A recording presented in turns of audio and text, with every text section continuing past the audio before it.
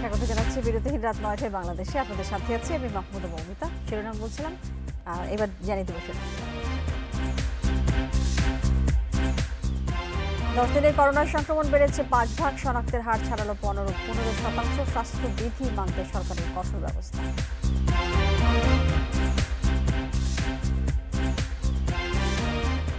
Casino কাণ্ডে গ্রেপ্তার কাজী আনিসের 100 কোটি টাকার সম্পদ জব্দ করেছে দুদক। স্ত্রীর বিরুদ্ধে অবৈধ সম্পদের মামলা।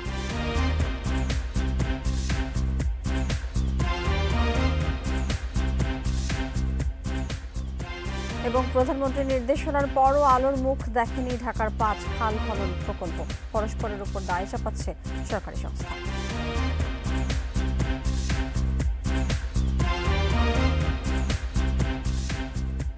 বলছিলাম এবারে পুরো খবর। প্রতিদিন বাড়ছে করোনার সংক্রমণ। সোমবার দুপুর পর্যন্ত 24 ঘন্টায় নতুন শনাক্ত 2419 জন, যা গত 81 দিনের মধ্যে সর্বোচ্চ। স্বাস্থ্য অধিদপ্তরের তথ্য মতে 10 দিনের মধ্যে সংক্রমণ বেড়েছে 5 ভাগ। এদিকে করোনায় 24 ঘন্টায় 28 জনের মৃত্যু হয়েছে। স্বাস্থ্যমন্ত্রী বলছেন, স্বাস্থ্যবিধি না মানায় আবারও বাড়ছে আক্রান্তের সংখ্যা।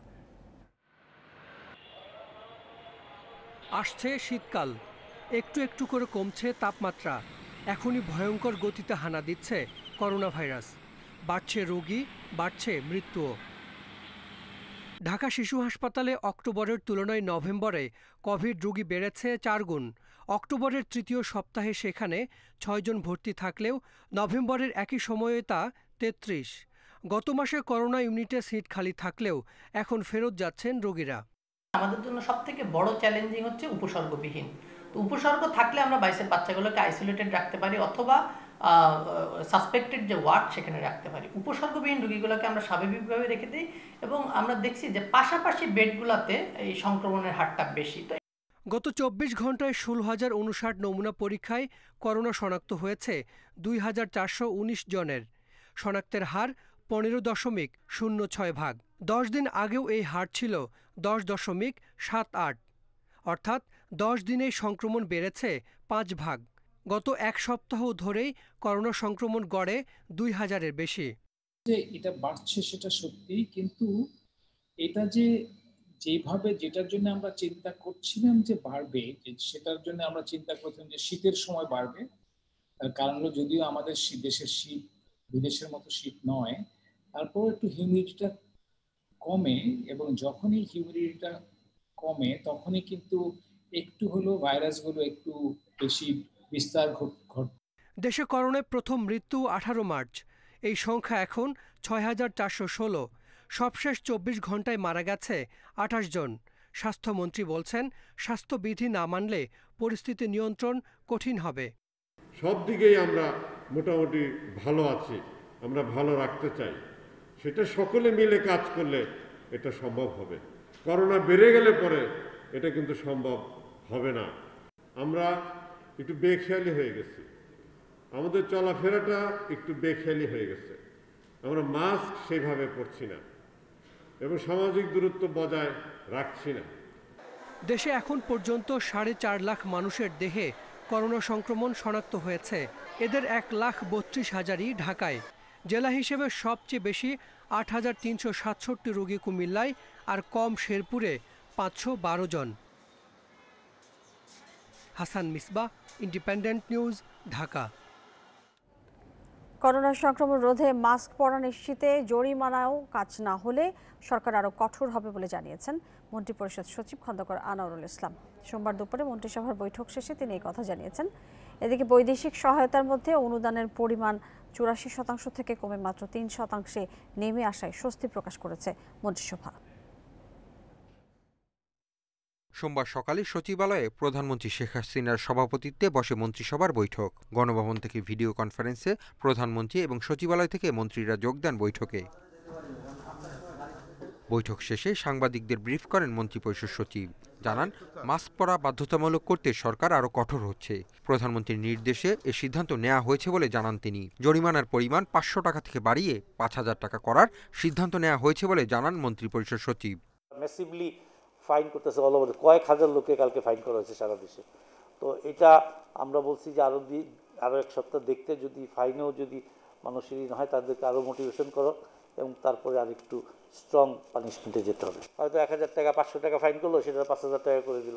অর্থনৈতিক সম্পর্ক বিভাগের বৈদেশিক সহায়তা সংক্রান্ত প্রতিবেদনে মন্ত্রিসভাকে জানানো হয়, দেশের অর্থনীতি শক্তিশালী হওয়ায় বৈদেশিক সহায়তার মধ্যে অনুদানের পরিমাণ ন্যূনতম পর্যায়ে নেমে এসেছে। স্বাধীনতা পরবর্তী সময়ে বৈদেশিক সহায়তার মধ্যে অনুদান ছিল 84 থেকে 86%। এখন সেই অনুদানের পরিমাণ কমে নেমেছে 3%। বৈদেশিক ঋণ যখন আপনার জিডিপির 40% বা তার উপরে হয়ে যায় তখন রিস্ক থাকে, কিন্তু আমাদের 2020-এ আমাদের জিডিপির তুলনায় বৈদেশিক ঋণ হলো 15.47% এই বছর। আর বৈদেশিক ঋণ পরিশোধ আমরা করছি আপনার 5.5% জিডিপি। তো এটা যখন 20% পর্যন্ত আপনার সেফটি রেঞ্জ থাকে, কিন্তু আমরা অনেক নিচে আছি। এদিকে চলচ্চিত্র শিল্পীদের কল্যাণ ও দুস্থ অসুস্থ শিল্পীদের আর্থিক সহায়তায় বাংলাদেশ চলচ্চিত্র শিল্পী কল্যাণ ট্রাস্ট আইন 2020-এর চূড়ান্ত অনুমোদন দিয়েছে মন্ত্রিসভা। Hasif Mahmud Shah, independent news, Dhaka. ভারতের সিরাম ইনস্টিটিউট নিজ দেশে যে দামে করোনার টিকা দেবে বাংলাদেশও একই দামে পাবে বলে জানিয়েছেন প্রধানমন্ত্রীর বেসরকারি শিল্প এবং বিনিয়োগ উপদেষ্টা সালমান এফ রহমান। বিশ্ব স্বাস্থ্য সংস্থা অনুমোদন দিলেই আগামী বছরের শুরুতে দেশে টিকা বিতরণ শুরু হতে পারে বলে জানিয়েছেন তিনি। সোমবার করোনায় বেসরকারি খাত বিষয়ক এক অনলাইন বৈঠকে এসব কথা বলেছেন সালমান এফ রহমান। সিএসএমই খাতে করোনার ক্ষতি মোকাবিলায় সংশ্লিষ্ট সব পক্ষ কাজ করছে বলেও বৈঠকে জানিয়েছেন বক্তারা। ভ্যাকসিন তৈরির পর প্রথম দফায় বাংলাদেশকে 3 কোটি ডোজ সরবরাহ করবে ভারতের সিরাম ইনস্টিটিউট। প্রতি মাসে 50 লাখ ডোজ করে দিতে পারবে বলে জানিয়েছে তারা। এই ভ্যাকসিন বাংলাদেশে নিয়ে আসবে বেক্সিমকো ফার্মাসিউটিক্যালস। এ লক্ষ্যে নভেম্বরের প্রথম দিকে ভারতের সিরাম ইনস্টিটিউট এবং বেক্সিমকো ফার্মার মধ্যে একটি সমঝোতা স্মারক সই হয়। চীনের করোনা ভ্যাকসিনের দাম ধরা হয়েছে $60। যুক্তরাষ্ট্রের মডার্নার টিকার দাম পড়বে প্রায় $40। এদিকে অক্সফোর্ডের করোনার টিকার ভারতের সিরাম ইনস্টিটিউট দিবে $5। ভারতকে যদি আরও কম দামে সরবরাহ করা হয় তাহলে সে একই দামে বাংলাদেশও পাবে টিকা। করোনায় বেসরকারি খাতের বিনিয়োগ নিয়ে এক অনুষ্ঠানে এ কথা জানান প্রধানমন্ত্রীর বেসরকারি শিল্প ও বিনিয়োগ উপদেষ্টা সালমান এফ রহমান। এ সময় তিনি বলেন, ভ্যাকসিন উৎপাদকদের সাথে যোগাযোগ চলছে এবং বিশ্ব স্বাস্থ্য সংস্থার অনুমোদন পেলেই তার সংগ্রহ বিতরণ শুরু হবে। আমরা $5 পেয়েছি এবং এগ্রিমেন্ট আছে যে যদি সেরাম ইনস্টিটিউট ইন্ডিয়ান গভর্নমেন্টটাকে কম দামে দেয়, যেই দামে ইন্ডিয়ান গভর্নমেন্টকে দিবে ঠিক সেই দামে আমাদেরকেও দিতে হবে। যদিও আমরা এখন এই রেটে বুক করেছি, যদি দেখা গেল তে ইন্ডিয়ান গভর্নমেন্ট তাদের সাথে কম দামে কিনতেছে তাহলে সে দামে বাংলাদেশ গভর্নমেন্টকেও দিবে। ঢাকা রিপোর্টার্স ইউনিটি আয়োজিত এই অনুষ্ঠানে ব্যবসায়ীরা জানান, প্রণোদনার অর্থ বড় প্রতিষ্ঠানগুলো পেলেও ক্ষুদ্র ও কুটির শিল্পের উদ্যোক্তারা এখনও তেমন সুবিধা পাচ্ছেন না। রাজস্ব আদায় বাড়াতে কর জমা প্রক্রিয়া সহজ, স্বচ্ছ এবং আধুনিক করার তাগিদও দেন তারা। মুক্ত বাণিজ্য সুবিধা নিতে চীন, জাপান, অস্ট্রেলিয়া সহ 15 দেশের আরসিইপি জোটে বাংলাদেশেও যুক্ত হওয়া প্রয়োজন বলেন ব্যবসায়ী নেতারা। বাংলাদেশে যদি একটা জাপান থেকে একটা কোম্পানি ইনভেস্ট করে ব্যাকওয়ার্ড লিঙ্কেজ, অথবা চায়না থেকে ইনভেস্টমেন্ট করে ব্যাকওয়ার্ড লিঙ্কেজে, ওনারা কিন্তু রিজিওনাল ব্লকের যে অ্যাডভান্টেজগুলো ছিল ওটা কিন্তু পাবে না। অন দ্য আদার হ্যান্ড, ওনারা যদি এখন কাম্বোডিয়া যায় অথবা ভিয়েতনামে যায়, ওনারা জানে যে ট্রেড ব্লকে যখন ওখানে সেট আপ করবে তখন ওরা ডিউটি ফ্রি অ্যাক্সেস পাবে, প্রফেশনাল অ্যাক্সেস পাবে, ওনারা কিন্তু ওখানে যাবে। লক্ষ্যমাত্রা ধার্য করে বিভিন্ন যে জায়গায় ট্যাক্সের, ইনকাম ট্যাক্স হোক, ভিএটি হোক, সেই সব জায়গায় লক্ষ্যমাত্রা ধার্য করে দেওয়া হচ্ছে অফিসারদের, তাদের জনে। তারা কিন্তু এমনভাবে মানে ট্যাক্স আদায় করতে যাচ্ছেন অনেক সময় অযৌক্তিক, এবং অনেক ট্যাক্স পেয়াররা কিন্তু সংক্ষুব্ধ হচ্ছেন। দেশীয় শিল্পের সুরক্ষা প্রয়োজন, তাই এখনই আরসিইপি জোটে বাংলাদেশ যুক্ত হলে তার সুফল পাওয়া যাবে না। তাই ব্যবসায়ীদের প্রতিযোগিতার সক্ষমতা বাড়ানোর তাগিদ দেন Salman F Rahman. You are going to get duty free access into that market, বুঝলাম, কিন্তু তার সাথে সাথে আপনার মার্কেটেও তাদেরকে কিন্তু ডিউটি ফ্রি অ্যাক্সেস দিতে হবে। বাংলাদেশি বেসরকারি খাত আছে, তাদের কাছে কিন্তু আমি সবসময় এখন অনুরোধ করতেছি, আমি বলতেছি কি আপনাদেরকে এখন আপনাদের এফিসিয়েন্সি লেভেলটা বাড়াইতে হবে, সো দ্যাট আপনি প্রতিযোগিতা করে টিকতে পারবেন। করোনার প্রণোদনার অর্থের যথাযথ ব্যবহার নিশ্চিত করতে এবং বিতরণের গতি বাড়াতে অর্থ মন্ত্রণালয় এবং বাংলাদেশ ব্যাংক কাজ করছে বলে জানানো হয় অনুষ্ঠানে। Koptia Mumtahana, independent news, Dhaka. অক্সফোর্ডের ভ্যাকসিন 70% কার্যকর বলে ঘোষণা দিয়েছে যুক্তরাজ্যের অক্সফোর্ড বিশ্ববিদ্যালয়। 20,000 মানুষের ওপর ক্লিনিক্যাল ট্রায়ালের ফলের ভিত্তিতে এই দাবি করে কর্তৃপক্ষ। তবে সঠিক প্রয়োগ নিশ্চিত করলে 90% পর্যন্ত সুফল পাওয়া সম্ভব বলে দাবি তাদের। এর আগে যুক্তরাষ্ট্রের দুটি প্রতিষ্ঠান ফাইজার এবং মডার্না তাদের টিকা 95% কার্যকর বলে দাবি করেছে। তবে ফাইজার এবং মডার্নার চেয়ে কম দামে পাওয়া যাবে অক্সফোর্ডের এই করোনা ভ্যাকসিন। অক্সফোর্ডের করোনা ভ্যাকসিন পেতে ভারতের প্রাইভেট প্রতিষ্ঠান সিরাম ইনস্টিটিউটের সাথে সম্প্রতি চুক্তি করেছে বাংলাদেশ। বাংলাদেশে আসা পর্যন্ত ডোজ প্রতি খরচ হবে $5। অক্সফোর্ডের ভ্যাকসিনের 100 মিলিয়ন ডোজ কেনার প্রস্তুতি নিয়ে রেখেছে ব্রিটিশ সরকার। 5 কোটি মানুষকে দেওয়া হবে এই ভ্যাকসিন। বয়স্কদের জন্য করোনার অক্সফোর্ড ভ্যাকসিন খুবই কার্যকরী বলে প্রমাণ মিলেছে।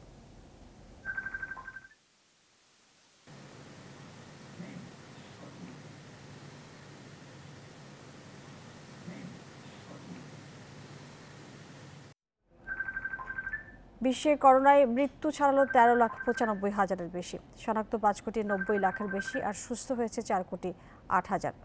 করোনায় নতুন ইরানে 453, রাশিয়ায় 361 এবং মেক্সিকোতে 303 জনের মৃত্যু হয়েছে। এর আগে রোববার বিশ্বে মারা গেছে প্রায় 7,000, আর একদিনে শনাক্ত হয়েছে 5.25 লাখের বেশি। এদিকে CNN বলছে শুধু নভেম্বরেই যুক্তরাষ্ট্রে আক্রান্ত হয়েছে 30 লাখের বেশি। এমন পরিস্থিতিতে চিকিৎসা খাতে বড় ধরনের বিপর্যয়ের সংখ্যা বিশেষজ্ঞদের। দ্বিতীয় ধাপের সংক্রমণে বিপর্যস্ত ইতালিতে নতুন 562 জন সহ মোট মৃত্যু ছাড়িয়েছে 14 লাখের বেশি। সংক্রমণ কমায় সীমান্ত খুলে দিয়েছে অস্ট্রেলিয়ার বিভিন্ন রাজ্য।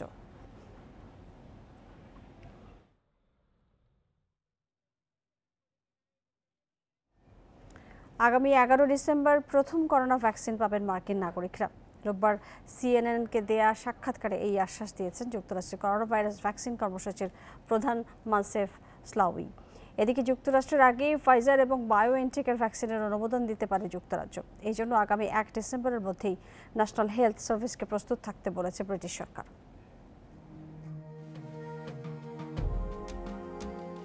ডিসেম্বরে করোনা ভাইরাসের ভ্যাকসিনের চূড়ান্ত প্রয়োগ শুরু করতে যাচ্ছে যুক্তরাষ্ট্র, যুক্তরাজ্য ও জার্মানি, আর স্পেনে শুরু হচ্ছে জানুয়ারিতে।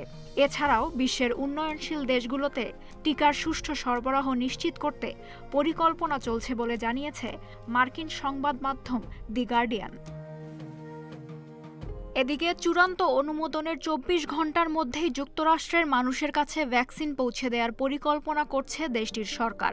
11 ডিসেম্বর থেকেই প্রথম ভ্যাকসিন সরবরাহ হতে পারে দেশটিতে।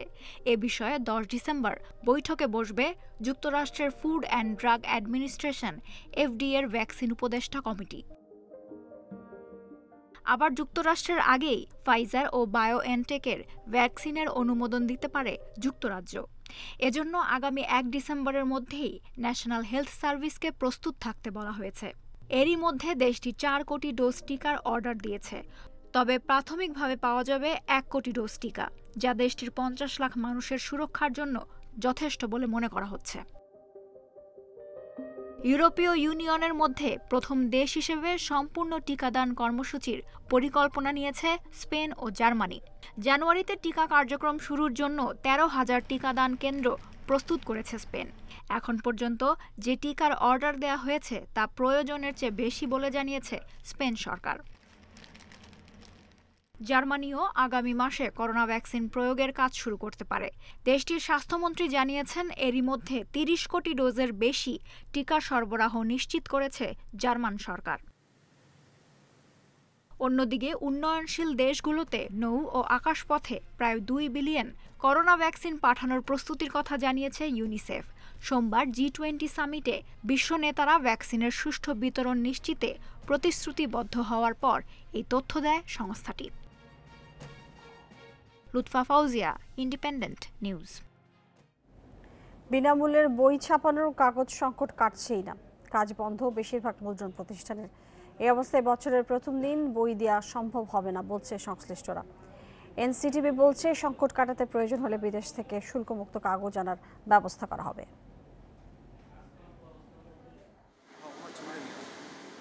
প্রেসে কাগজ নেই পর্যাপ্ত, তাই বই ছাপানোর কাজ বন্ধ, অলস সময় কাটাচ্ছেন শ্রমিকেরা।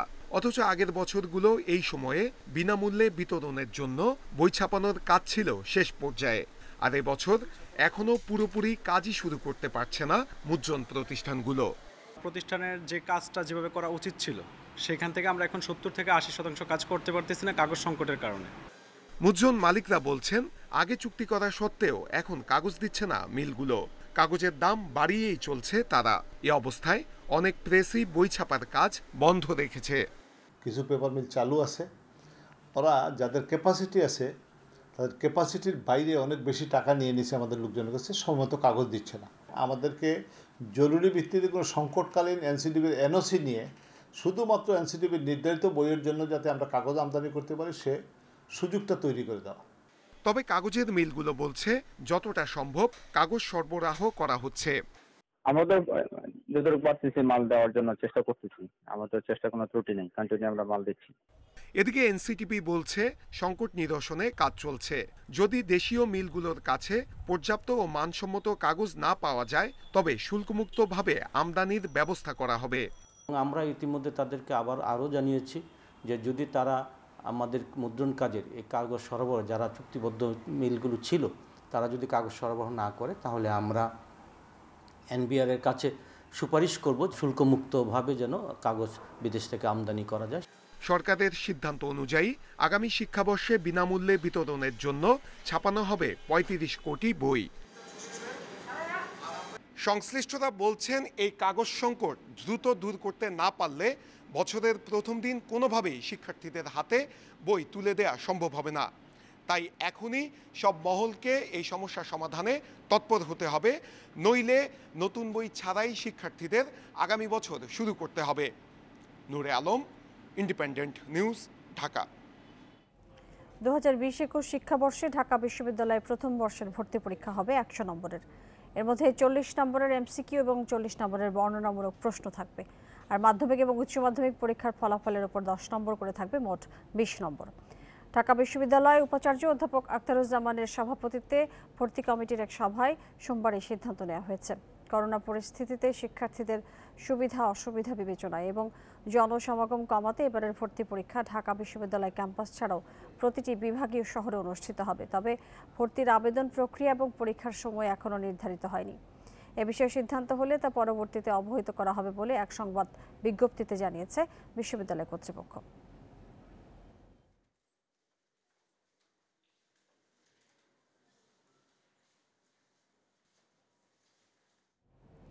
ক্যাসিনো কাণ্ডে অভিযুক্ত যুবলীগের বহিষ্কৃত নেতা কাজী আনিসের প্রায় 100 কোটি টাকার অর্থ সম্পদ জব্দ করেছে দুর্নীতি দমন কমিশন। আদালতের নির্দেশে সম্প্রতি তার সম্পদ জব্দ করা হয়। এছাড়া তার স্ত্রীর বিরুদ্ধেও অবৈধ সম্পদের মামলা করেছে দুদক। এদিকে অবৈধ সম্পদ অর্জনে অভিযুক্ত ক্যাসিনো কাণ্ডের আরেক হোতা যুবলীগের বহিষ্কৃত নেতা খালেদ মাহমুদ ভুঁইয়ার বিরুদ্ধে আদালতে অভিযোগপত্র দেওয়ার সিদ্ধান্ত নিয়েছে দুদক। গত বছর দুর্নীতি ও ক্যাসিনো বিরোধী শুদ্ধি অভিযানে বেরিয়ে আসে চাঞ্চল্যকর তথ্য। বেরিয়ে আসে যুবলীগ নেতার পরিচয়ের আড়ালে ক্যাসিনো গডফাদারদের নাম, যাদের মধ্যে কাজী আনিস ও খালেদ মাহমুদ ভুঁইয়া অন্যতম। সম্প্রতি কাজী আনিসের প্রায় 100 কোটি টাকার অর্থ সম্পদ জব্দ করেছে দুদক। এর মধ্যে আছে রাজধানীর কলাবাগানে 5তলা বাড়ি, ধানমন্ডি ও ওয়ারিতে 2টি ফ্ল্যাট, এলিফ্যান্ট রোডের মাল্টিপ্ল্যান সেন্টারে 3টি দোকান ও 1300 স্কোয়ার ফিটের স্পেস, গুলশানে 2টি দোকান। এছাড়া কেরানীগঞ্জে 40 কাঠা জমি, গোপালগঞ্জের মুকসুদপুরে, বোয়ালিয়ায় বিলাসবহুল বাড়ি, 1টি পেট্রোল পাম্প ও 15 বিঘা জমি। বিভিন্ন ব্যাংকে কাজী আনিসের 50 কোটি টাকার লেনদেনের তথ্যও পেয়েছে দুদক। সবগুলাই তদন্তাধীন আছে এবং আস্তে আস্তে এগিয়ে আসছে। আমরা আশা করি খুব শীঘ্রই সেগুলো তদন্ত প্রক্রিয়া শেষ হবে। এছাড়া 8 কোটি 75 লাখ টাকা বিদেশে পাচার ও 42 কোটি 75 লাখ টাকার অবৈধ সম্পদ অর্জনের অভিযোগে বহিষ্কৃত আরেক যুবলীগ নেতা খালেদ মাহমুদ ভুঁইয়ার বিরুদ্ধে অভিযোগপত্র দাখিলের সিদ্ধান্ত নিয়েছে দুদক। তদন্ত শেষে তদন্তকারী কর্মকর্তা আজ প্রতিবেদন দাখিল করেন। প্রতিবেদনের প্রেক্ষিতে দুর্নীতি দমন কমিশন তার বিরুদ্ধে চার্জশিট দাখিলের অনুমোদন দিয়েছেন আজকে। ক্যাসিনো কাণ্ডের সব মামলায় অভিযোগপত্র দ্রুত সম্পন্ন করা হবে বলে জানিয়েছে Dudok. Rishad Huda, independent news, Dhaka. Golden মনিরের 25টি ব্যাংক হিসাব পাওয়া গেছে, যাতে এখনও 412 কোটি টাকা রয়েছে। এসব টাকার উৎস খুঁজছে আইনশৃঙ্খলা বাহিনী। এছাড়া তাকে যারা মদত দিয়েছেন তাদের বিষয়েও অনুসন্ধানে নেমেছে পুলিশ। সংস্থাটির দাবি, প্রথম দিনের রিমান্ডে মনিরের কাছ থেকে গুরুত্বপূর্ণ তথ্য পাওয়া গেছে। এদিকে গোল্ডেন মনির এবং তার স্ত্রী রওশন আক্তারের অবৈধ সম্পদের অনুসন্ধান শেষ করেছে দুদক। সম্পদ বিবরণী নোটিশ জারি করে অনুসন্ধান প্রতিবেদন জমা হয়েছে দুদকে। র্যাবের 3 মামলায় 11 দিনের রিমান্ডে আছেন গোল্ডেন মনির।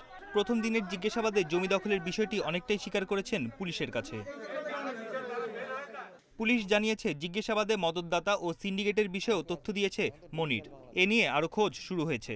এছাড়া রাজনৈতিক কোনো নেতাকে মনির টাকা পাঠাতেন কিনা সেই বিষয়টিও খতিয়ে দেখা হচ্ছে। তার পৃষ্ঠপোষক কারা কারা মূলত একটি সিন্ডিকেট তৈরির মাধ্যমে তাকে এত সুযোগ সুবিধা দিল, এবং তার রাজনৈতিক সহযোগী কারা বা তার রাজনৈতিক আদর্শের জায়গা থেকে সে কাউকে এইভাবে অর্থ পাঠাতো কিনা, এই প্রতিটা বিষয়ে আমরা অবশ্যই আমাদের তদন্তে আমরা নিয়ে আসব। এদিকে মনিরের 25টি ব্যাংক অ্যাকাউন্টের সন্ধান পেয়েছে র্যাব। সেখানে 518 কোটি 20 লাখ টাকা লেনদেন করেছেন তিনি। এখনও 412 কোটি 2 লাখ টাকা ব্যাংকে জমা আছে। সংশ্লিষ্ট সংস্থার কাছে এসব তথ্য সরবরাহ করবে র্যাব।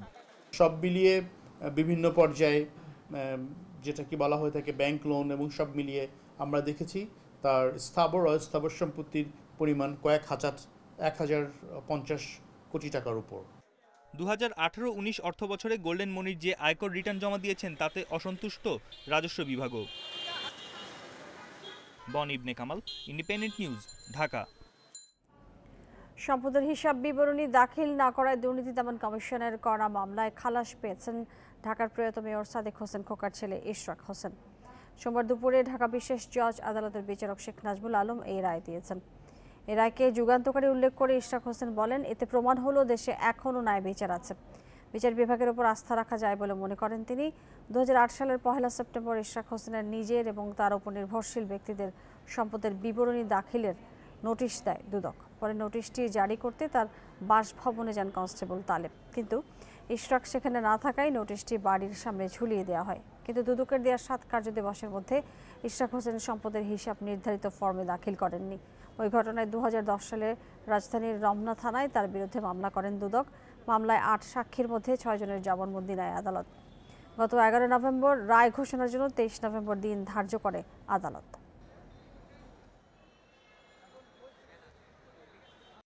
আজকে যে রায়টি দেওয়া হয়েছে এটি অবশ্যই একটি যুগান্তকারী রায়, যে জায়গায় বিচার বিভাগকে নিয়ে যাওয়া হয়েছিল এই দলীয়করণ এবং রাজনীতিকরণের মাধ্যমে, আমরা আশাবাদী যে এইটি একটি পদক্ষেপ, যে এই রায়ের মাধ্যমে আমরা আগামীতে বিচার বিভাগকে সম্পূর্ণ আলাদা করে একটি ন্যায় বিচারের জায়গা, যেখানে মানুষের শেষ আস্থাস্থল হিসেবে পরিচিত, সেই জায়গায় আবার নিয়ে যেতে পারবো জনগণকে সাথে নিয়ে ইনশাআল্লাহ। গেল 5 বছরে রেলপথে 630টি দুর্ঘটনায় 74 জনের মৃত্যু হয়েছে জানিয়েছে রেলপথ মন্ত্রণালয়। এর বেশিরভাগই হয়েছে লেভেল ক্রসিংয়ে। এই ধরনের দুর্ঘটনা এবং মৃত্যু রোধে প্রায় 350 কোটি টাকার একটি প্রকল্প বাস্তবায়ন করছে মন্ত্রণালয়। এদিকে বিশেষজ্ঞরা বলছেন, প্রাণহানি এবং দুর্ঘটনার বড় কারণ অবৈধ লেভেল ক্রসিং। তাই এগুলো বন্ধের পাশাপাশি সচেতন করতে হবে সাধারণ মানুষকে।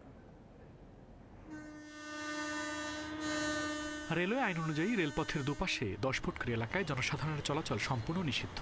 ওই সীমানার ভিতর কেউ প্রবেশ করলে তাকে গ্রেপ্তার করার বিধান রয়েছে।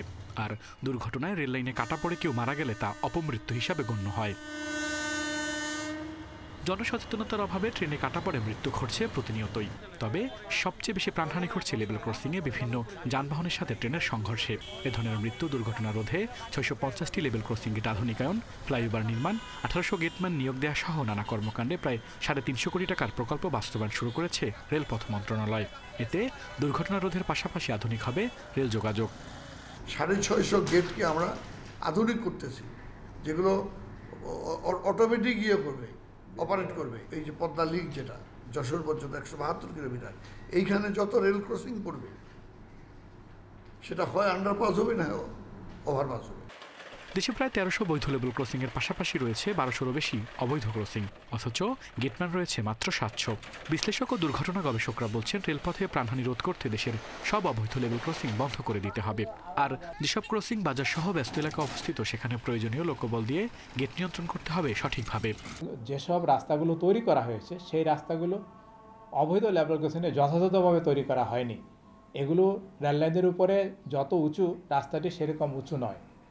অনেক সময় দেখা যায় যে কোনো গাড়ি যখন এই লেভেল ক্রসিংকে ক্রস করতে চায় রেললাইনের উপরে ওঠার পরে দেখা যায় তার সামনের চাকা অনেক উঁচুতে আর পিছনের চাকাটা অনেক নিচুতে। অনেক ক্ষেত্রে আমরা হেডফোন ব্যবহার করে বা গান শুনতে শুনতে অথবা বেখেয়ালভাবে যখন লেভেল ক্রসিং বা ট্রেন লাইন বরাবর যখন আমরা যাই তখন কিন্তু দেখা যাচ্ছে দুর্ঘটনা ঘটে যায়। তো এক্ষেত্রে সচেতনতা যেমনটা প্রয়োজন রয়েছে, পাশাপাশি টেকনিক্যাল যে ইস্যুগুলো রয়েছে, ইঞ্জিনিয়ারিং যে ভুলগুলোর কারণে অ্যাক্সিডেন্ট ঘটে সেটাকে আমাদেরকে নিয়ন্ত্রণ করতে হবে। রেলওয়ে সূত্র বলছে 2016 সাল থেকে 2020 সাল পর্যন্ত 630টি দুর্ঘটনায় 74 জনের প্রাণহানির পাশাপাশি আহত হয়েছেন 248 জন। তবে এসব দুর্ঘটনায় প্রকৃত হতাহতের সংখ্যা আরও অনেক বেশি বলে দাবি করছে দুর্ঘটনা নিয়ে কাজ করা বিভিন্ন বেসরকারি সংগঠন।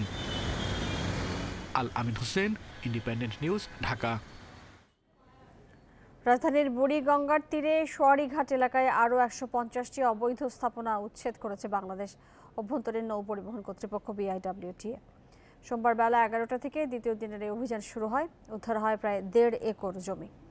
নদীদের পুনঃদখল রোধে উদ্ধারকৃত এলাকায় বেড়া দেওয়ার পাশাপাশি বনায়ন করা হবে জানিয়েছে BIWTA। বাবুবাজার ব্রিজ থেকে সোয়ারীঘাট পর্যন্ত অবৈধভাবে বুড়িগঙ্গার তীর দখল করে গড়ে উঠেছে নানা ব্যবসা প্রতিষ্ঠান। এর মধ্যে আছে ভাঙাড়ি মালামালের দোকান, ট্রান্সপোর্টের অফিস থেকে শুরু করে ট্রাক স্ট্যান্ড পর্যন্ত। গেল বছরে এলাকায় অভিযান চালিয়ে অবৈধ দখলদারদের উচ্ছেদ করেছিল BIWTA। তবে নজরদারির অভাবে ফের গড়ে উঠেছে এসব প্রতিষ্ঠান। দখল হওয়া নদীর জমি উদ্ধারে বিশেষ উচ্ছেদ অভিযান শুরু করেছে BIWTA। স্থানীয়রা বলছেন প্রভাবশালীদের ছত্রছায়াতেই দখল হয়েছে বুড়িগঙ্গার তীর। তবে দখলদার কারা, এমন প্রশ্নের উত্তর দিতে বিব্রত তারা। তা আমরা বলতে পারি না, আমরা তো ভাড়া থাকি স্যার, আমরা তো ভাড়া থাকি। আমরা তো আর এটা জানি না যে দখলি না মালিকানা, এটা তো আমরা জানি না। এইখানকার আসলে কারা দখল করছে এটা সঠিক বলা মুশকিল, কিন্তু ওই জায়গার যাদের পজিশনে আছে তারা ওই সামনের দিকে আস্তে আস্তে ইয়ে করছে আর কি। বিভিন্ন মাল আসা উঠাবনা করে এই জায়গায় যানজট হয়, এই জন্য রাস্তা বড় হইলে কি মানুষে যাইতে পারবো, রিক্সা গাড়ি যাইতে পারবো, লোড আনলোড করতেও পারবো। সোমবারের অভিযানে 15টি পাকা দোতলা স্থাপনা, 20টি পাকা একতলা ঘর ও 85টি টিনের ঘর অপসারণ হয়। কোনো দখলদারকে ছাড় দেওয়া হবে না জানিয়েছে BIWTA। উদ্ধারকৃত জমি ফের দখল হওয়া রোধে বেড়া দেওয়ার পাশাপাশি নেওয়া হয়েছে বনায়নের পরিকল্পনা। এলাকায় আমাদের যেসব সীমানা পিলার পূর্বে রয়েছে এগুলো সব ডিসপুটেড সীমানা পিলার। এখানে আমাদের যৌথ জেলা প্রশাসনের নেতৃত্বে যৌথ জরিপ হয়েছে। সেই যৌথ জরিপের অনুযায়ী আমরা আজকে চেষ্টা করছি অ্যালাইনমেন্ট দেওয়ার জন্য। মূলত আমরা অ্যালাইনমেন্ট দিয়ে জিপিএসটা মিলিয়ে নিচ্ছি এবং এছাড়া যে পুরাতন যে সীমানা পিলার রয়েছে তার মধ্যে যে সকল অবৈধ স্থাপনা তারা নতুনভাবে গড়েছে সেগুলো আমরা আস্তে ঘুরিয়ে দেওয়ার চেষ্টা করছি। ঢাকার চারপাশের নদীগুলোকে অবৈধ দখলদারদের হাত থেকে রক্ষা করতে প্রতি সপ্তাহে 2 দিন করে উচ্ছেদ অভিযান চালানোর সিদ্ধান্ত নিয়েছে BIWTA। আল আমিন হোসেন, ইন্ডিপেন্ডেন্ট নিউজ, ঢাকা। প্রধানমন্ত্রীর নির্দেশনার পরও আলোর মুখ দেখেনি রাজধানীর 5 খাল খনন প্রকল্প। 607 কোটি টাকার এই প্রকল্পের মেয়াদ শেষ হয়েছে 2019 সালে, কিন্তু দৃশ্যমান কোনো কাজই হয়নি। প্রকল্পের দায়িত্বে থাকা সংস্থা ওয়াসা বলছে ডিসি অফিস জমি অধিগ্রহণ শেষ করতে না পারায় কাজ শুরু করা যায়নি। তবে নগর পরিকল্পনাবিদেরা বলছেন CS রেকর্ড অনুযায়ী এই প্রকল্পের জন্য জমি অধিগ্রহণের প্রয়োজন পড়ে না। এবছরও মাত্র 50 মিলিমিটার বৃষ্টিতে জলাবদ্ধ হয়েছে ঢাকা। দুর্ভোগ পোহাতে হয়েছে নগরবাসীকে। এ ভোগান্তি থেকে রেহাই পেতেই খাল খনন প্রকল্প নেওয়া হয় 2018 সালে। বরাদ্দ দেওয়া হয় 607 কোটি টাকা। 2019 সালের মধ্যে কাজ শেষ করতে বলা হয় ঢাকা ওয়াসাকে। যেমন রাজধানীর সাংবাদিক কলোনি খাল, এটি 30 মিটার প্রশস্ত করতে 6 একর জমি অধিগ্রহণ করার কথা। সেই সাথে দখল জায়গাগুলো উদ্ধার করতে হবে, কিন্তু কাজের কাজ কিছুই হয়নি। একবারের বিষয়ে এমন কিছু আলাপ হয় না, মাঝে মধ্যে শুনি অন্য মানুষের কাছে যে একবার হবে আমাকে জায়গায়, কিন্তু একবার কবে হবে, কি হবে না হবে জানি না। একবার আসায় তো দেখি না কোনো লোকজন, একবার করতে আসে কোনো লোকজন আসে না এখনো। একদিন পর পর কেউ আসে, আইসা এটা দেখা যায়, ওইটা দেখা যায়, ওইটা করা যায়, কিন্তু কেউ ওইটার একটা যে একটা আছে কার্যক্রম আছে এটা আগাচ্ছে না। 5টি খালে 30.56 একর জমি অধিগ্রহণ করা হবে। এজন্য খরচ ধরা হয়েছে 196 কোটি টাকা। ওয়াসার ব্যবস্থাপনা পরিচালক তাকসিমে খান বলছেন, জমি অধিগ্রহণ করার দায়িত্ব ঢাকা জেলা প্রশাসকের। আমরা এখন পর্যন্ত জমি অধিগ্রহণের জন্য কাগজপত্র দিয়েই চলছে, মানে ওইটা হলো নানান রকমের চ্যালেঞ্জ ডিসি অফিসকে পোহাতে হয়। অর্থাৎ যাদের জমিগুলো অধিগ্রহণ হয়তো তাদের কাগজপত্র ঠিক নেই। তো যে কারণেই হোক, আমরা মুদ্রা কথা হচ্ছে যে উই আর রেডি, আমাদের কাজ করতে কোনো সমস্যা নেই। আমরা ওইখানে আমাদের ইমপ্লিমেন্টিং কাজ খুব কম, আমরা তো ইমপ্লিমেন্টিং এজেন্সি, মানে মূলত হচ্ছে জমি অধিগ্রহণ। সরকারের উদ্যোগ ভেস্তে যাওয়ায় অসন্তুষ্ট নগরবিদেরা। প্রকল্প বাস্তবায়নে গাফিলতি দেখছে দুপক্ষেরই। খালগুলো তো সিএস ম্যাপে এটা খাস জমি হিসাবে চিহ্নিত করা থাকে। যদি সিএস ম্যাপ ধরেও খালটাকে পুনরুদ্ধার করা হয় তাহলে কিন্তু এই জমি অধিগ্রহণের ব্যাপার আসে না। ওয়াসা এবং ডিসি অফিস এই দুটো সংস্থাকে খুব কাছাকাছি কাজ করা প্রয়োজন হবে এবং চেষ্টা করতে হবে যত দ্রুত এই অধিগ্রহণের কাজটা শেষ করা যায়। তা না হয় প্রকল্পর সময় বিলম্বিত হয়, প্রকল্পের ব্যয় কিন্তু বাড়তে থাকে। কবে নাগাদ জমি অধিগ্রহণ হবে, শুরু হবে প্রকল্পের কাজ, আর শেষ হবে কবে, সবগুলোই এখন অনিশ্চিত। ফলে বলাই যায় আরও দীর্ঘ হলো নগরবাসীর জলাবদ্ধতার দুর্ভোগ। Adilur Rahman, independent news, Dhaka. দেখছেন রাত 9টায় বাংলাদেশ। এবার খেলার খবরে বিস্তারিত আয়োজনে যাওয়ার আগে শিরোনামগুলো জানিয়ে দিচ্ছি। কাল শুরু হচ্ছে বঙ্গবন্ধু টি-20 কাপ। আগ্রহের কেন্দ্রে বিশ্বসেরা সাকিবের প্রত্যাবর্তন।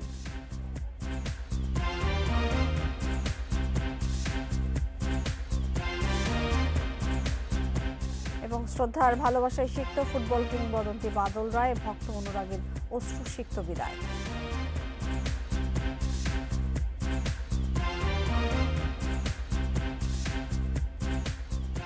কাল শুরু হচ্ছে বঙ্গবন্ধু টি-20 কাপ। প্রথম দিন মাঠে নামছে সাকিব মাহমুদুল্লাহদের তারকা সমৃদ্ধ জেমকন খুলনা। সন্ধ্যা 6:30টার ম্যাচে তাদের প্রতিপক্ষ তামিমের ফরচুন বরিশাল। এর আগে উদ্বোধনী ম্যাচে দুপুর 1:30টায় মুশফিকের বেক্সিমকো, ঢাকার লড়াই শান্তর মিনিস্টার গ্রুপ রাজশাহীর বিপক্ষে। কাগজে কলমে টুর্নামেন্ট শুরুর আগে ফেভারিটের তকমা পেয়েছে খুলনা। সাকিবের উপস্থিতিতে 16 আনা পূর্ণ হয়েছে। এতে অবশ্য ভালো মন্দ দুই দিকে আছে। টুর্নামেন্ট জুড়ে প্রতিটি ম্যাচেই খুলনার উপর প্রত্যাশার চাপ থাকবে। ভালো করলে প্রশংসা পাবেন অধিনায়ক, খারাপ করলে মন্দ কথা শুনবেন। আপনি যত বড় নামই থাকেন, যত ভালো ক্রিকেটারই হন, দিন শেষে আপনাকে মাঠে এটা প্রমাণ করতে হবে। ওই রেপুটেশনটা যারা আমরা বিয়ার করি, আমাদের প্রমাণ করার তাগিদ থাকে। আমরা চলে যাচ্ছি পরের সংবাদে। অপেক্ষা শেষ হচ্ছে সাকিবের। ভক্ত সমর্থকরাও ফিরে পাবে নাম্বার 1 অলরাউন্ডারকে। এমন দিনকে বাংলাদেশ ক্রিকেটে বড় দিন বলছেন তামিম এবং মুশফিক। তাদের প্রত্যাশা আগের সাকিবকেই দেখা যাবে মাঠে। অন্যদিকে টি-20 কাপে সাকিবের অধিনায়ক মাহমুদুল্লাহ বলছেন, ম্যাচের সেরাটা দিতে পুরো ফিট সাকিব। এক তারকা ফিরল, এখন অপেক্ষা মাশরাফির ফেরার। ম্যাচের আগে শেষ অনুশীলনে সিরিয়াস অধিনায়ক মাহমুদুল্লাহ। প্রতিপক্ষের শক্তি সামর্থ্য, খেলার কৌশল নিয়েই আলোচনা চলছিল টিম মিটিংয়ে। সেখানে মনোযোগী ছাত্র সাকিব। তখন হয়তো ক্ষণিকের জন্য ফিরে গিয়েছিলেন গেল বছরের 19 সেপ্টেম্বর, যেদিন সবশেষ ম্যাচ খেলেছিলেন। অধিনায়কের দায়িত্বে এভাবেই দলকে দিক নির্দেশনা দিয়েছিলেন। বিপিএলের মতো জমকালো আসর নয়, থাকছেন না বিদেশি ক্রিকেটার। তারপরেও ক্রিকেট বিশ্বের কাছে বঙ্গবন্ধু টি-20 কাপের গুরুত্ব বেড়েছে সাকিবের ফেরার আসর হিসেবে। দুই সতীর্থ তামিম মুশফিকের কাছে সাকিবের ফেরার দিনটা বিশেষ কিছু।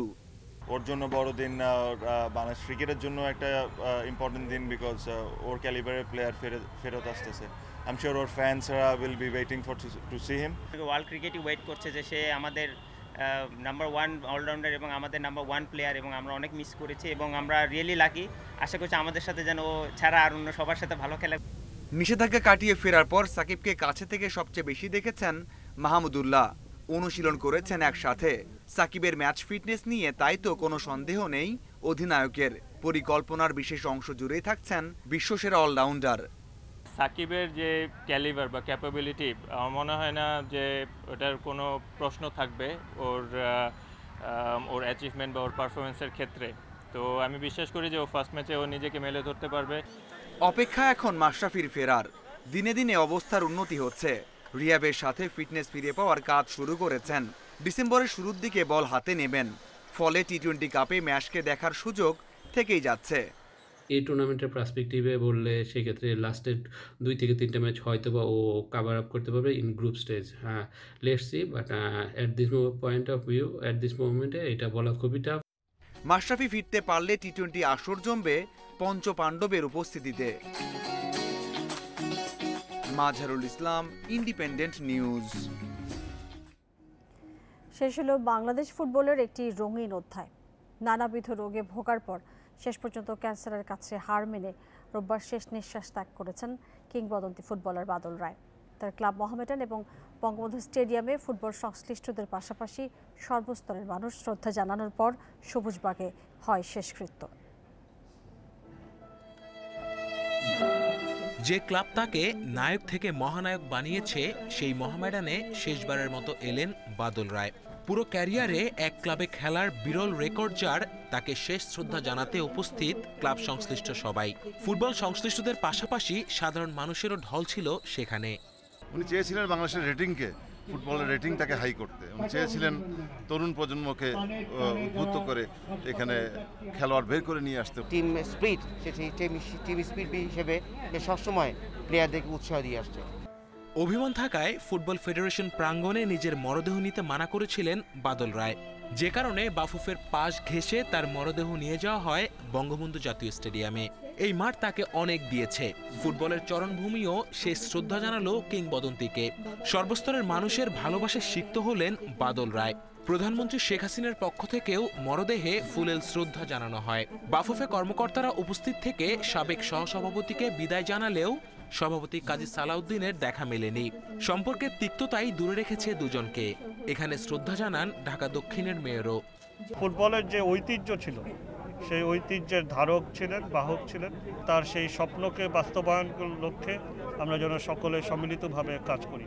আমি আশাবাদী যে ফুটবল আবার তার ঐতিহ্যের গর্বের জায়গায় ফিরে আসলে বাদল রায়ের আত্মা শান্তি পাবে। তিনি ফুটবলের যেমন অতীতের একটা পার্ট ছিলেন, তিনি ফুটবলে সবসময় ভবিষ্যতে তিনি স্বপ্ন দেখতেন। আমি তার ফুটবলের অবদান সংগঠক হিসাবে, খেলোয়াড় হিসাবে এটা কোনোদিন এটা বলে শেষ করা যাবে না। তিনি একজন ব্যক্তিগত মানুষ হিসেবে একজন চমৎকার বন্ধু, একজন ভাই ছিলেন, একজন চমৎকার তিনি সংগঠক ছিলেন এবং আমি তার বেধি আত্মার মাগফিরাত কামনা করছি। ৬২ বছর বয়সে বাদল রায় হার মানলেন। অনেক রোগে ভুগেছেন, সবশেষ ক্যান্সারই শেষ করেছে সব। পরিবারের সদস্যরা এই মৃত্যুকে কিছুতেই মেনে নিতে পারছেন না। আমি বুঝি না সে যে এত তাড়াতাড়ি চলে যাবে। ক্যান্সার ধরা পড়েছে, ডাক্তার বলেছিল 6 মাস থাকবে, কিন্তু 6 মাস কোথায় থাকে সেটা আমাকে 1 মাসও সময় দিল না। যে সম্মান দিয়ে বাবাকে বিদায় দিচ্ছি, বাবা এগুলো সব নিজে অর্জন করেছে। এখানে যারা এসেছেন সবাই বাবাকে ভালোবেসে এসেছেন। আমি জানি বাবা যেখান থেকে দেখছেন, যদি দেখে থাকেন, বাবা শান্তি পাচ্ছে।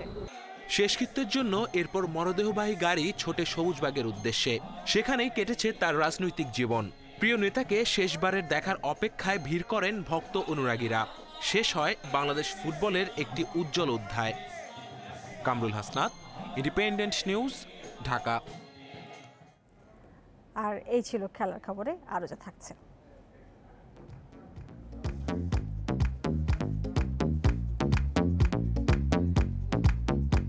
চাঁদ থেকে পাথর সংগ্রহ করতে যাচ্ছে চীন। এই লক্ষ্যে মনুষ্যবিহীন মহাকাশযান চ্যাংই 5 যাত্রা শুরু করবে কাল। 70-এর দশকের পর চাঁদ থেকে পাথর বা মাটি সংগ্রহের পরিকল্পনা এবারই প্রথম, যা সফল হলে চন্দ্রাভিযানে আরও এক ধাপ এগিয়ে যাবেন বিজ্ঞানীরা।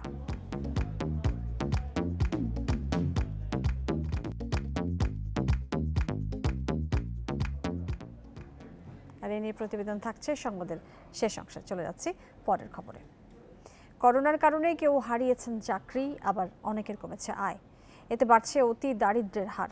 পরিকল্পনা কমিশনের প্রতিবেদন অনুযায়ী বর্তমানে এই হার প্রায় দ্বিগুণ বেড়ে দাঁড়িয়েছে 20 ভাগের বেশি। এই অবস্থায় কর্মহীন মানুষদের চিহ্নিত করে নিরাপত্তা জালের আওতায় আনার কথা বলছেন বিশ্লেষকরা। পরিকল্পনা মন্ত্রী জানিয়েছেন, করোনায় নতুন করে যারা দরিদ্র হয়েছেন তাদের সুরক্ষা দিতে সচেষ্ট সরকার।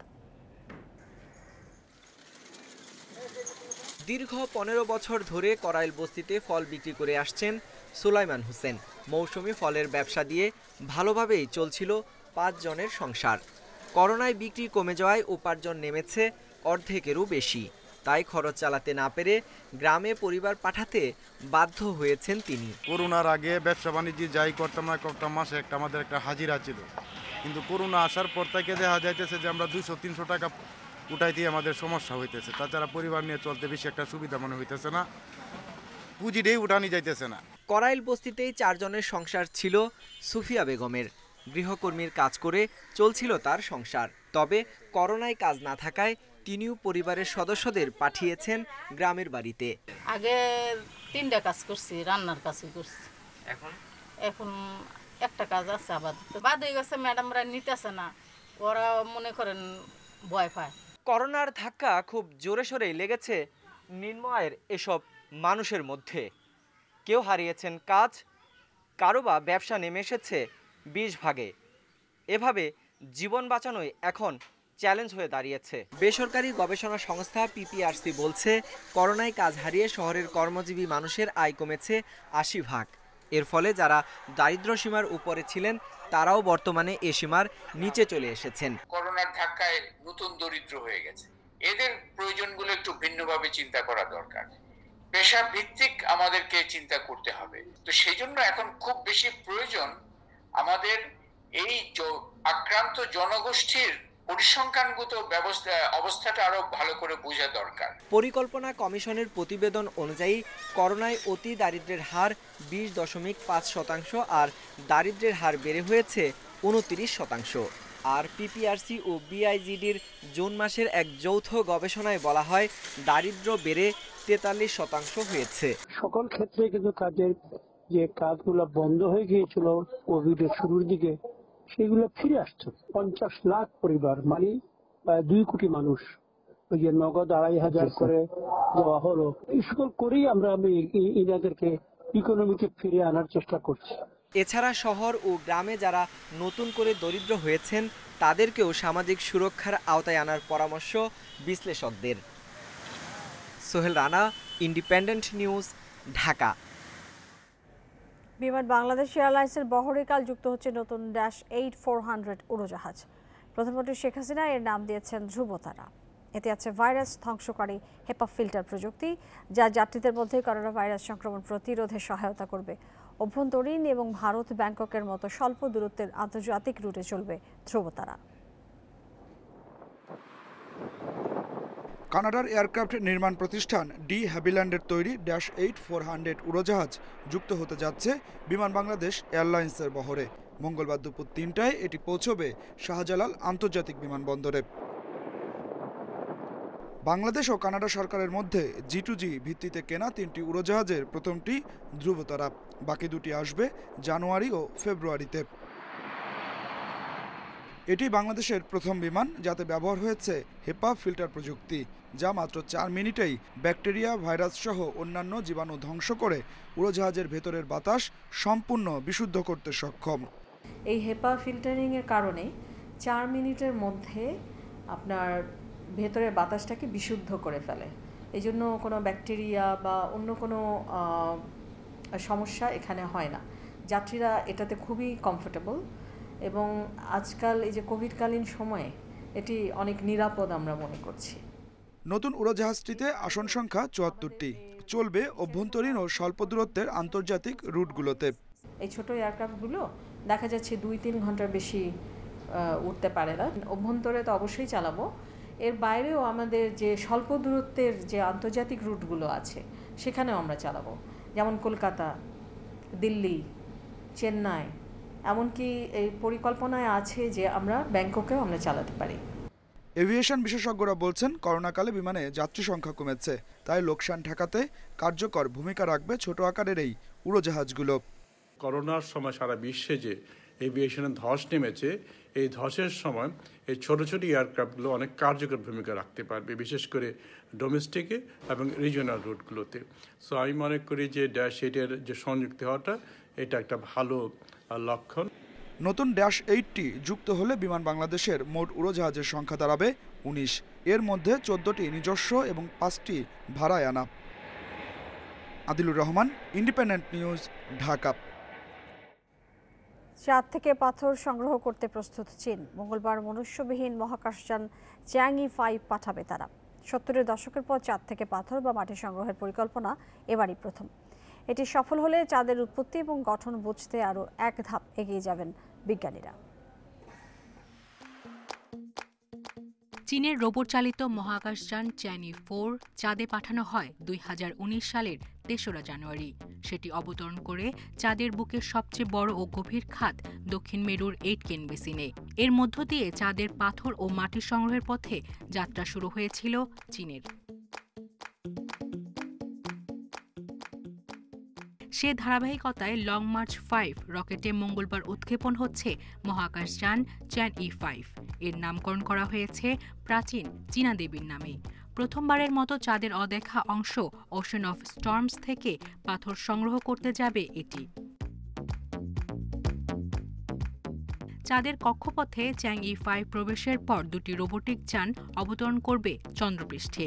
একটি যান খনন করবে আর অন্যটি সংগ্রহ করবে মাটি, আর এর ওজন হবে 2 কেজি। এই অভিযান সফল হলে চীন হবে চাঁদের নমুনা সংগ্রহে সফল হওয়া তৃতীয় দেশ। এরপর পাঠানো হবে চ্যাংই 6, 7 ও 8কে। আগামী 10 বছরে চাঁদের দক্ষিণ মেরুতে বেশ কয়েকটি রোবোটিক বেজ স্টেশন তৈরি করবে জিনপিংয়ের দেশ। 1969 থেকে 1972 সাল পর্যন্ত কয়েকটি চন্দ্রাভিযানে 382 কেজি নমুনা সংগ্রহ করে যুক্তরাষ্ট্র। আর 1976 সালে সাবেক সোভিয়েত ইউনিয়নের লুনা 24 পৃথিবীতে এনেছিল 170 গ্রাম পাথর মাটি। সায়রা খান, ইন্ডিপেন্ডেন্ট নিউজ। আর এই ছিল রাত 9টায় বাংলাদেশে ইন্ডিপেন্ডেন্ট টেলিভিশনের সব খবর। আরও বিস্তারিত জানতে চোখ রাখুন ফেসবুক, ইউটিউব এবং টুইটারে। সাথে থাকার জন্য ধন্যবাদ জানাচ্ছি।